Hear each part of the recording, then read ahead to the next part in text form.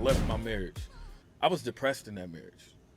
And I was married to a fucking social worker slash therapist who was telling me I wasn't depressed. So that's one thing. Then I get out of it, and when I had to leave, I left everything, put all the stuff in the trunk that I could, and then I had to go stay at somebody else's house with my kids. So then that put me in a different state of depression because I went from being depressed into this marriage, now choosing to jump and be on my own. Now I'm beating my, it's that self-talk. I'm beating myself up for now being in someone else's home, but I just left. You know what I mean? Like I just left. Somebody was gonna have to help me in order for me to actually be able to leave because I wasn't in a position to just provide like that. So I had to stay with my kids in somebody else's home. You know what I mean? And then that brought up a different set of issues, feeling down. Like, you know what I'm saying? Like my kids, granted, are going to the same school still. They're doing the same activities. Nothing in their life has changed, but now this ain't my roof, and we got to stay here right now. Yo. Now I got to deal with this But- type of depression. So I feel like sometimes depression can follow you. That's another thing too, Prentice, that you may have to keep into consideration when dealing with or speaking with your kids. This is probably the most they've had to deal with instability. Mm. You know what I'm saying? So that affects them too. Our last episode we was talking about like justice and how these things you do impact him. Mm-hmm. He's also dealing with he had shit. Like he was in Florida, right? He's Yeah. now here. Yeah. Right? Like Yeah.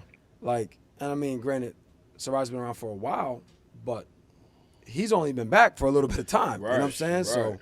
So there's a lot of other things, a lot of factors, Yeah. right, that you have to take consideration too. We all do. Yeah. Like we all do. Like even my daughter, like shit that she deals with that I didn't have to deal with. You know what I'm saying? So it's just different. And you don't think about it, man. Yeah. Like, you know, one of the most beneficial things we've done is Justice has gone to the same school. We still, you know, he was walking to school. We moving back.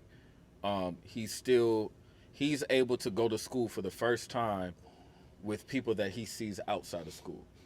He's 'Cause never it's close in proximity. proximity in Yeah. Florida. He was traveling an Oh, hour and a half yeah. and doing all these different things. But it's important that, you know, we keep him grounded and give him a foundation that he hasn't had for the very first time in his life. You know what I'm saying? Yes, Like, so that matters. yeah, so it just brought up another point. So when you were talking about like I didn't like I'm considering your trauma and Justice being across the country, and never put myself in his shoes, and it just brought me back to a moment with my daughter. So when her mom and I separated, I'm like, okay, cool. Let me get my space situated so she has a space at my house. Mm-hmm. Mom, let me get her situation space so she has a space at her house. So in my head, I'm going, yo, everything is good. My baby girl is fine. She has a home here. She has a home there. All is well. So Pete, we go into the bookstore one day to go get a book. I'm like, babe, we'll get a book. I'm like, go get a book. And she drifts off into the kids section, whatever, and she comes back with this book. It's called Blended. It's a little black girl on the cover with a little ponytail, looks just like my daughter. Mm-hmm. You know what I'm saying? And I ain't thinking nothing of it. So she brings the book, and on the back of the book, it says, shout out to Sharon Draper, the author. It says, I reach out and touch my father's hand. I look at my pale fingers next to his. Daddy, what, sweetie? Do you think people will think I'm black or white when they see my daughter's black and Puerto Rican? Am I black or am I white? She goes, his lips turn into the slightest of smiles. I can't tell if it's a sad one, though. He looks at me with his brightest brown, almost black eyes with thick lashes just like mine. Yes, is his reply. Yes. But on the inside of the book, it says, you're so exotic. You look so unusual. But what are you really? 11-year-old Isabella, whose father is black and mother is white, is used to those kind of comments, but it doesn't mean she likes them. And now that her parents are divorced and getting along worse than ever, which shit was toxic for a while, Isabella feels like a push-me-pull-me toy being split between two homes. Being split between mom and dad is more than just switching houses, switching nicknames, switching backpacks. It's switching identities. If you're only seen as half of this and half of that, how could you ever feel whole? And I never took into consideration the way my daughter was feeling with the whole shift, because, you know what I'm saying, she does have different nicknames. We did do different book bags and all that shit.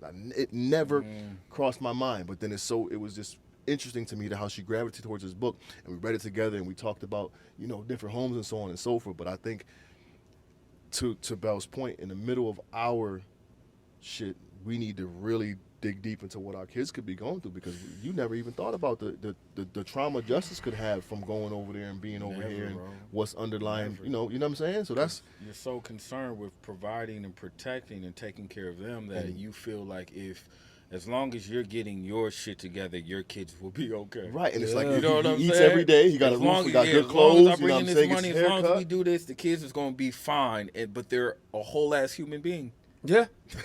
Yeah. a whole ass Well, other feelings, person. as human emotions. beings Yeah, with that are all legit valid. Emotions that have That- been bottled up, and he finally, disclosed to his father. PPS. I think.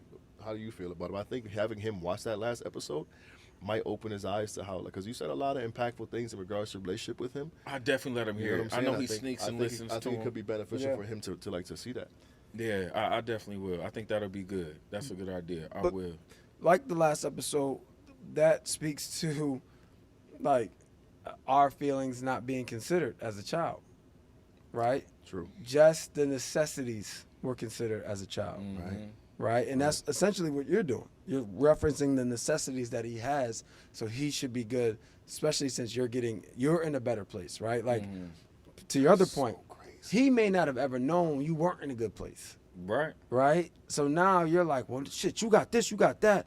But he's like, well, Dad always had that, right? You were going through your shit. And this is Right. all of us have to deal with this. Like, Yep. we project. You know what I'm saying? Like, well, you should be good because I'm good, basically. Right. You know what I mean? Like, and that's not fair. Right. As Prentice said, as simple as it sounds, he is a whole human being. He's a whole you ass know what I'm person, saying? man. A whole ass person who has all the things that we have. A whole ass person, and depending on how you raise, like, my mother, is bipolar. So, I dealt with a lot of challenges with that. I have a line in one of my new poems which like, I laid low until she refilled either her bottle or her patience.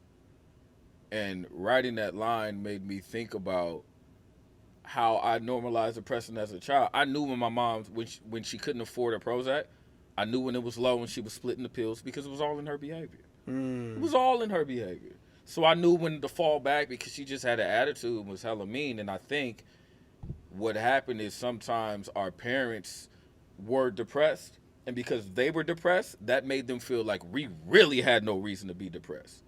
So that concept kind of can pass down to you. Oh yeah. You Good get point. what I'm saying? Good Like, point. Yeah. you ain't got to worry about bills. You ain't got to worry about their fucking kids who do worry What about I have to worry about, things. my mom doesn't talk to me. Yo. She's mean to me. Listen, But, you know what I'm you saying? know what I mean? But it's when you're depressed, man, it's so easy to get inside yourself even more.